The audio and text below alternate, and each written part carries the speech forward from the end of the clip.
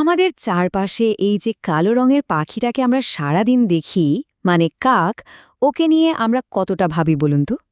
দেখতে খুব সাধারণ হলেও এর জীবনের গল্পটা কিন্তু একেবারেই সাধারণ নয়।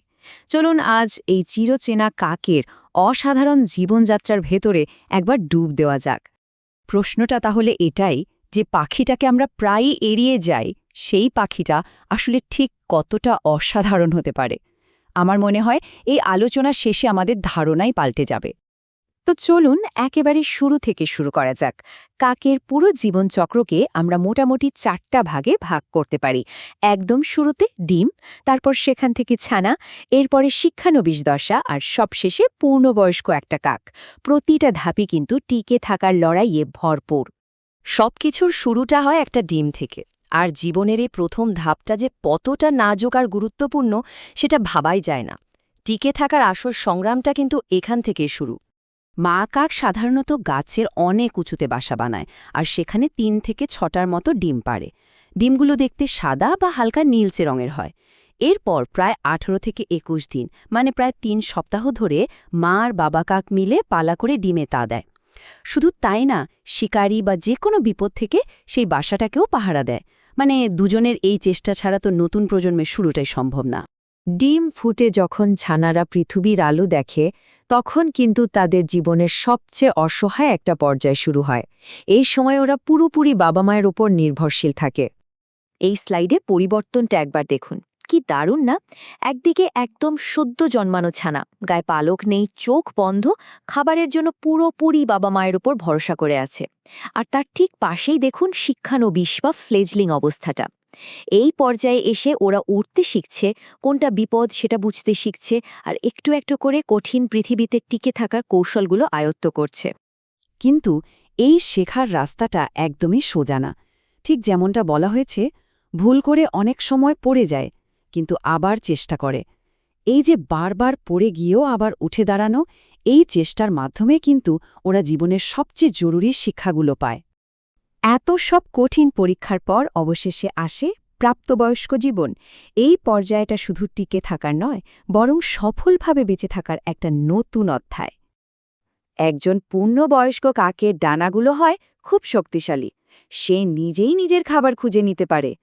ওরা কিন্তু একা একা থাকে না, বরং একটা বড় দলে বা ঝাঁকে একসাথে থাকে। এতে একে অপরকে রক্ষা করা অনেক সহজ হয়। আর এভাবেই ওরা ওদের পরবর্তী প্রজন্মের জন্ম দিয়ে জীবনচক্রটাকে সচল রাখে। এখানে একটা প্রশ্ন আসতেই পারে, শুধু শারীরিক শক্তি আর দল বেঁধে থাকাই কি ওদের এতটা সফল বানিয়েছে, নাকি এর পেছনে আরও বড়, আরও গভীর কোনো রহস্য লুকিয়ে আছে? এখানেই আমরা কাকের জীবনের সবচেয়ে অবাক করা দিকটা জানতে পারব। ওদের টিকে থাকার আসল রহস্যটা হল ওদের অসাধারণ বুদ্ধিমত্তা। এটা শুনতে অবিশ্বাস্য লাগলেও সত্যি। কাকেরা মানুষের মুখ আলাদা করে চিনতে পারে। হ্যাঁ, একদম ঠিক শুনছেন, ওরা আমাদের প্রত্যেকের চেহারা মনে রাখতে পারে। আর শুধু মুখ চেনে তাই না, ওরা এটাও মনে রাখে যে কোন মানুষ বা কোন প্রাণী ওদের জন্য বিপজ্জনক। কেউ যদি একবার ওদের ক্ষতি করার চেষ্টা করে, ওরা সেই মুখটা বহুদিন মনে রাখে। শুধু তাই না, দলের বাকিদেরও সেই বিপদটা নিয়ে সাবধান করে দেয়। আর এটাই তো ওদের বুদ্ধির সবচেয়ে বড় প্রমাণ। কাকেরা বেশ জটিল সমস্যারও সমাধান করতে পারে। যেমন ধরুন, কোনো সরু গর্তের ভেতর থেকে খাবার বের করার জন্য ওরা ছোট ডাল বা কাঠিকে যন্ত্রের মতো ব্যবহার করে। এই ক্ষমতা কিন্তু খুব কম প্রাণীর মধ্যেই দেখা যায়। তাহলে সব মিলিয়ে কাকেরা বিশেষ কেন? কারণ ওরা মানুষের মুখ চেনে, বিপদকে মনে রাখে, যন্ত্র ব্যবহার করে সমস্যার সমাধান করে, আর সবচেয়ে বড় কথা, ওরা দল বেঁধে শত্রুর মোকাবেলা করে। এই সব কিছুই কিন্তু ওদের প্রখর বুদ্ধিরই প্রমাণ দেয়। কাকের এই পুরো জীবনযাত্রা থেকে কিন্তু আমাদেরও অনেক কিছু শেখার আছে।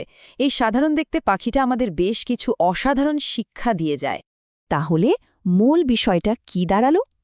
কাকের জীবন আমাদের শেখায় কিভাবে যে কোনো পরিবেশের সাথে নিজেকে মানিয়ে নিতে হয়। কঠিন সময়ে শুধু শক্তির ওপর নয়, বুদ্ধির ওপর ভরসা করতে হয়।